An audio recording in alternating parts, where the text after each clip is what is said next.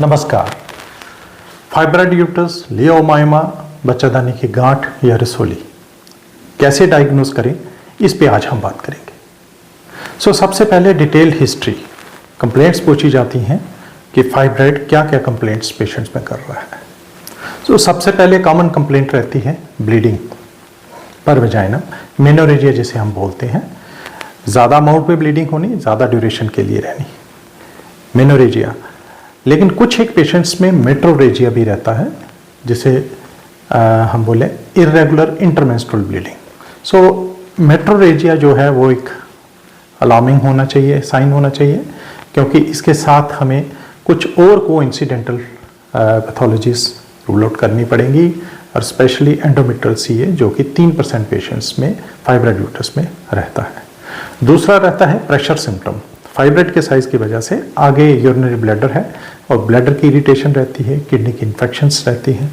पीछे मलद्वार रेक्टम है और रेक्टम के प्रेशर की वजह से कॉन्स्टिपेशन, अल्टरनेट डायरिया, और इसके साथ साथ प्रेशर सिम्टम, मास इफेक्ट भी कई दफ़ा नोटिस किया गया है। Pain normally bladder fibroid uterus में नहीं होती, लेकिन अगर पेन माइल्ड डिस्मेनोरिया हो सकता है, थाइज में डिस्कम्फर्ट या लोअर एब्डोमेन में डिस्कम्फर्ट हो सकता है। लेकिन अगर पेन सीवियर है तो 3-4 चीज़ों का ध्यान रखना पड़ेगा कि कहीं टॉर्शन, पेडंकुलेटेड फाइब्रॉइड जो नोटोरियस है इसके लिए रोटेट करता है, वो तो नहीं, टॉर्शन तो नहीं हो रही, उसके कैप्सूल में कहीं फाइब्रॉइड के कैप्सूल में हेमरेज तो नहीं हो रही, ब्लीडिंग तो नहीं हो रही। सब म्यूकस पॉलिप या फाइब्रॉइड जो स्पेशली डिलीवरी के बाद इन्फेक्शंस इस पे बड़ी कॉमन हो जाती हैं, इन्फेक्शन तो नहीं हो गई।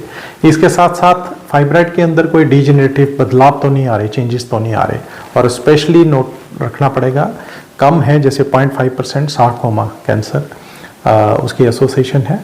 तो स्वेयर पेन अगर है तो हमें इन लाइन्स पे भी डायग्नोसिस करना या ट्रीटमेंट कराने की ज़रूरत पड़ सकती है। इनफर्टिलिटी कोई 23% पेशेंट्स में फाइब्रॉइड यूट्रस में एसोसिएटेड है, लेकिन fibroid solely as the cause of infertility only 3% of the cases, मतलब 3% केसेस हैं जिसमें फाइब्रॉइड सिर्फ इनफर्टिलिटी करता है, अपने आप में एक सेपरेट फैक्टर है। इसके साथ प्रेगनेंसी में जैसे अबॉर्शन हो सकते हैं, प्री टर्म डिलीवरी हो सकती है, वक्त से पहले हो सकती है, माल प्रेजेंटेशंस, बच्चा तिरछा हो सकता है, उल्टा, उसकी प्रेजेंटेशन उल्टी हो सकती है। अब डिलीवरी के दौरान भी कुछ कॉम्प्लिकेशंस रहती हैं, जैसे पीपीएच डिलीवरी होने के बाद बहुत कॉमन है। सर्विक्स का मुंह ड्यूरिंग डिलीवरी कई दफ़ा नहीं खुलता, इसे हम सर्वाइकल डिस्टोसिया बोलते हैं। अब कंप्लेंट्स के बाद हम एग्जामिनेशन करते हैं। एग्जामिनेशन में मोस्ट ऑफ द टाइम्स ये पेशेंट्स अनीमिक होते हैं, इनमें ब्लड की कमी होती है।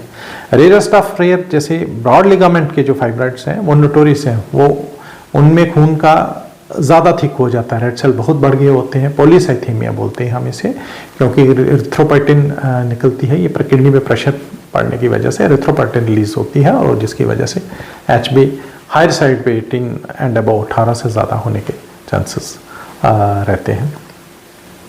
अब अगर फाइब्रॉइड का साइज बड़ा है तो पेट से भी एट टाइम्स देखा जा सकता है, एक लॉबुलेटेड मास होता है, बॉसिलेटेड हो सकता है, रेगुलर फील हो सकती है, साइड टू साइड मूवेबल होता है, और चूंकि ये पेल्विस से आ रहा है तो इसकी मूवमेंट जो साइड टू साइड ही रहती है, और नॉन टेंडर होता है।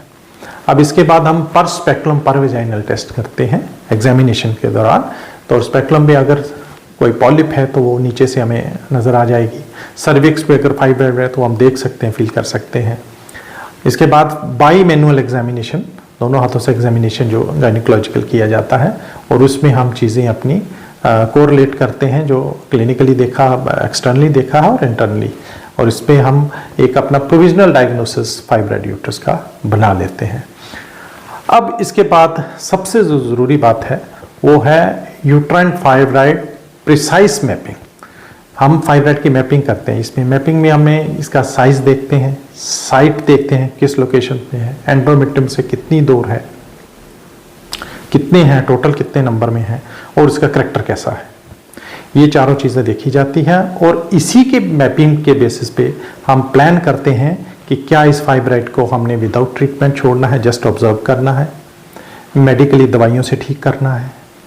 नॉन इन्वेसिव टेस्ट हैं, कुछ बिना चीर फाड़ के कुछ टेस्ट हैं, ट्रीटमेंट्स हैं सॉरी, वो की जा सकती हैं, जैसे हिफू है, हाई इंटेंसिटी फोकस्ड अल्ट्रासाउंड है, एंडोमेट्रियल एब्लेशन है, यूट्राइन आर्टरी एम्बोलाइजेशन है, ये करना है।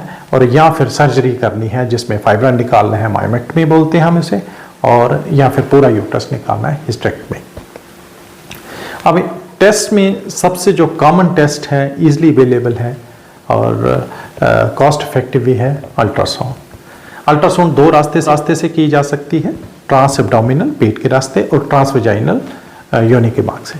अब योनि के मार्क्स वाले ट्रांस वेजाइनल जो प्रेफर की जाती है क्योंकि इसकी पिक्चर क्वालिटी अच्छी होती है और रेजोल्यूशन अच्छी होती है।